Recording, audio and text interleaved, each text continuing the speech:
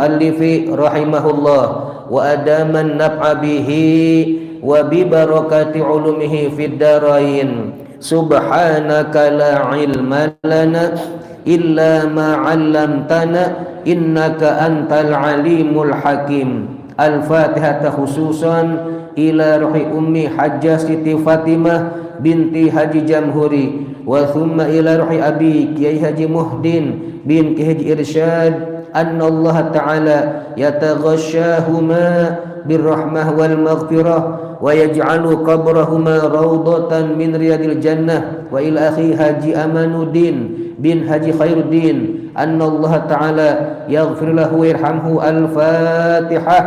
A'udzu billahi minasy syaithanir rajim. Bismillahirrahmanirrahim. Alhamdulillahi rabbil alamin. Arrahmanir rahim. Maliki yaumiddin. Iyyaka na'budu wa iyyaka nasta'in. Ihdinas siratal mustaqim. Siratal ladzina an'amta 'alaihim ghairil maghdubi 'alaihim waladdallin. Amin. Syarat yang rukun berikutnya tentang rukun wakaf. Yang pertama orang yang mewakifkan, dan yang kedua barang yang diwakafkan, dan yang ketiga al-mauquf alaih orang yang menerima wakaf. Nazir bahas kita Pak RW ya, nazirnya. Yang menerima wakaf ini terbagi dua, wahwa qismani, ada dua bagian. Pertama muayyanun, kita wakafkan kepada orang tertentu per orang. Ya, kepada guru ada namanya Kifatah umpamanya, Kifarudin kita wakafkan sesuatu, ya boleh. Wa yustaratu, dan disyaratkan fihi padanya itu, pada wakaf tersebut, an yakuna maujudan, harus ada yang menerimanya.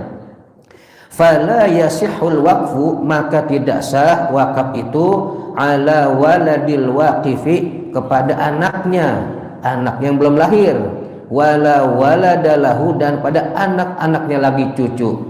Kan cucunya belum ada, mesti udah ada kita wakafin kalau muayyan tuh. Dan yang kedua ghairu muayyan, wakaf kita berikan yang nerimanya adalah ghair muayyan, artinya jihah umum. Wa yustaratu, disyaratkan fihi padanya adamul maksiyati, bukan untuk maksiat. Fayasihhu alal ulama, maka sah-sah saja wakaf itu kepada ulama. Ulama bukan satu orang, banyak. Taruhlah para guru ngaji, ini saya wakafkan mobil Kijang Roper buat guru ngaji yang ngajar di Regensi. Berarti Kipatah bisa pakai, ya Ustadz. Umar bisa pakai, kan guru-guru tuh umum, nggak tertentu, boleh begitu. Ya. Wattalamid, atau buat murid-murid, umpamanya ini mobil saya wakafkan buat murid-murid KMB Mata Basir, siapapun yang anggota Mata Basir boleh pakai, namanya wakaf tuh, yang menunjukkan ghair muayyan, tidak tertentu, siapapun murid boleh pakai. Wal fuqara, dan juga fakir miskin, siapa fakir boleh pakai itu tempat, begitu yang diwakafkan tempat tadi. Wal masajidi, atau buat masjid umum tuh, masjid ghair muayyan. Kalau perorangan wakafnya muayyan, boleh kita wakafkan nih, ada guru satu murid satu akhir diwakafin nih, tat saya wakafin motor buat antum, ya udah pakai. Itu berarti khusus yang pakai siapa? Ustadz Tahir aja, muayyan tertentu begitu. Wa ghairiha, dan lain-lain sebagainya. Dan yang keempat as-sighatu, rukun wakaf yang keempat adalah yaitu materi akad, ijab qabul. Kaqaulil waqifi, ucapan orang wakaf, waqaftu kada ala fulanin, aku wakafkan ini kepada si fulan, begitu boleh. Tanbihun, suatu peringatan, la yajuzu ayyahrumu bai'ul mauqufi, menjual barang-barang yang diwakafkan. Kakeknya wakafin tanah, dibikin musola sama orang kampung setempat, cucunya nuntut, mana buktinya wakaf? Kita lemah dah, nggak ada hitam di atas putih, dijual, haram hukumnya itu, dosa si cucu tadi. Wala hibatuhu, atau dikasih orang tanah wakaf tadi, nggak boleh. Wa huwa la yurasu, kalau udah tanah tadi diwakafkan tidak bisa jadi warisan, jadi milik umat, udah nggak bisa buat keluarga. Wa hukmul waqifi, dan hukum wakaf itu sunnatun sunnah. Qala Nabi sallallahu alaihi wasallam, Nabi bersabda, idza mata banu adama, apabila meninggal anak Adam, kita manusia anak Adam, in qata'a amaluhu, maka putus amal perbuatannya, ibadahnya, illa min thalasin, kecuali 3 macam. Pertama, sedekatin jariyatin, sedekah jariyah, termasuk al-waqfi, wakaf. Wakaf termasuk sedekah jariyah, ya. Atau dia bangun masjid, sama, kasih semen 10 sak, sama, begitu. Au ilmin yuntafa'u bih, atau ilmu yang dimanfaatkan, diajarkan lagi kepada orang lain. Au waladin sholihin yad'ulah, atau anak soleh yang mendoakannya. Walad di sini bentuknya nakiroh, nggak pakai al waladi, waladin, artinya anak model apapun kalau soleh bisa memberikan manfaat, yaitu kepada orang tuanya, mau anak angkat, ya, mau anak pungut, anak kandung, atau anak macam-macamnya. Selagi dia anak, dia bermanfaat, soleh, bisa nyampe kepada kedua orang tuanya, begitu. Habis bahasan, pindah ke fotokopian, lebih luas lagi tentang masalah wakaf yang di stabilo warna kuning, ada ya. Bismillahirrahmanirrahim. Faslun, fasal fi ahkamil waqfi, di dalam menerangkan hukum wakaf. Wa huwa lughatan, wakaf secara bahasa adalah al-habsu, yaitu tertahan, terpenjara, habis itu. Wa syar'an, dan secara syariat atau agama, habsu malin, tertahannya suatu harta kekayaan, muayyanin, yang tertentu, qabilin lin naqli, dan bisa dipindahkan fungsinya dari fungsi pribadi menjadi fungsi umum. Yumkinul intifa'u bihi, yang dapat diambil manfaat harta tadi, dengan catatan ma'a baqai ainihi, disertai barangnya tidak habis dipakai. Kalau kita wakafin yang habis, ya nggak sah. Contoh, mewakafkan beras 1 ton, beras habis gak? Habis, nggak sah wakaf beras. Yang nggak habis barangnya, motor, mobil, tanah, atau udah jadi rumah, wakafin, sah, begitu. Atau kitab nih, tapi ini, wah ini udah juz 2 nih, juz 3 belum ada, dah timbul donatur, saya pakai yang nanggung, berapa perlunya? 30, dah dibeliin juz 3 aja nih, saya wakafkan ya buat masjid. Udah wakaf, dan nggak boleh dibawa pulang, berarti milik masjid tuh wakaf. Kitab kalau ada umpamanya wakaf gitu. Di samping barang nggak habis, waqat it-tasarrufi, dan memutuskan untuk diberdayakan lagi. Artinya kita itu nggak boleh dijual, digadekan, dihibahkan. Itu dia qat it-tasarrufi, memutuskan untuk diperjualbelikan, diperdayakan. Bagaimana Ustaz kalau ada orang wali ahli warisan nuntut, ya mau dijual itu musolah tadi yang diwakafkan, tuh orang yang jual wakaf orang tuanya, sama juga hukum dosanya yang geser tanah orang. Tanah nih segini nih, paculin, habis dapat 0,5 meter. Yang dihitung bukan atasnya itu 0,5 meter, ke bawahnya tuh 7 lapis langit. Nanti di padang mahsyar dipakein ke kalungin kepala kita, nggak kuat, putus pala ke orang. Begitu lagi sakitnya, bukan main minta ampun. Tuh orang yang jual wakaf, walaupun nggak ada hitam di atas putih, asal ada saksi aja. Mana saksinya? Ada no, Pak RW panggil. Iya betul, dulu engkong kamu wakafin, saya dengar kok. Satu lagi saksinya itu lurah sana di lurah, panggil. Iya betul, cuman nggak ada hitam di atas putih, tetap kuat itu. Kalau secara akhirat mah, cuman dikatakan beda zaman sekarang Pak RW, harus ada apa? Hitam di atas putih. Jajal jual tanah wakaf, nggak berkah cucu anak yang jual tanah wakaf, belangsak hidupnya. Coba deh, kenapa? Orang pahala orang diambil, dia tinggal enaknya, udah dapat bagian dia masih juga ngutak-ngutik tanah wakaf orang tuanya. Kesian orang tua di alam kubur, aturan ngalir pahalanya putus seketika gara-gara cuman beberapa M saja dibayar, habis pahala orang tuanya. Begitu. Jadi tetap sah berlaku walaupun tanpa ada hitam di atas putih. Cuman zaman sekarang jangan, harus pakai hitam di atas putih biar kuat kita. Kalau ada masalah nih buktinya nih, nggak bisa gugat tuh ahli warisnya.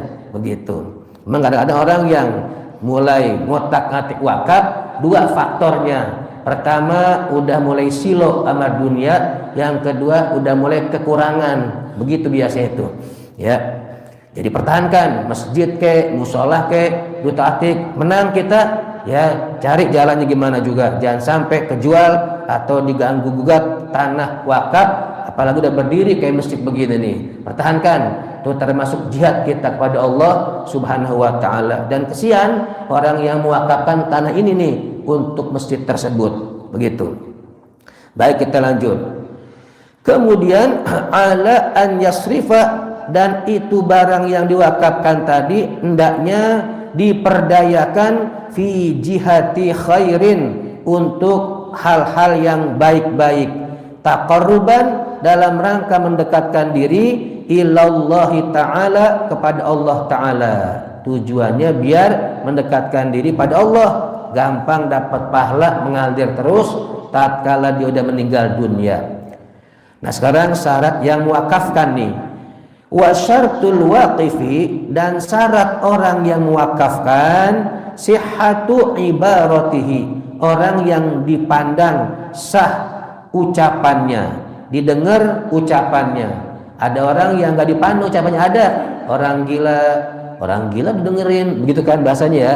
Berarti nggak sah tuh orang gila mewakafkan barangnya. Yang normal termasuk anak kecil juga tidak sah mewakafkan hartanya. Umpama ayahnya miliuner, ya meninggal, hartanya banyak, tuh yatim bilang gini, saya wakafkan nih, umurnya baru kelas 2 SD, nggak sah.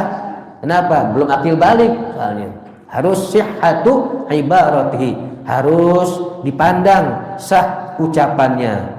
Dan yang kedua wa ahliyatut tabarru'i, dan memang bidangnya, haknya boleh memperdayakan uang tersebut atau harta tersebut. Ada orang yang tidak boleh bebas memperdayakan uangnya.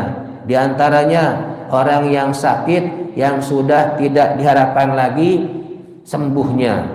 Yang kedua orang yang idiot, atau idiot, bocah belon gitu, tuh nggak sah juga. Tapi nggak gila, enggak ya. Yang ketiga orang yang banyak utang, yang kira-kira ya utangnya di mana-mana. Dan yang ketiga orang yang safih, kurang cerdas, itu nggak boleh tuh. Kita lanjut, wal waqfu, dan wakaf itu jaizun, boleh hukumnya, bi thalathati syara'ito, dengan 3 syarat. Wa fi ba'din nusakhi, dalam redaksi kitab lain bacaannya wal waqfu jaizun walahu salasatu syurutin, bukan bisakati tapi walahu salasatu syurutin. Dan bagi wakaf tadi ada 3 syaratnya. Apa saja yang ketiga syarat tersebut?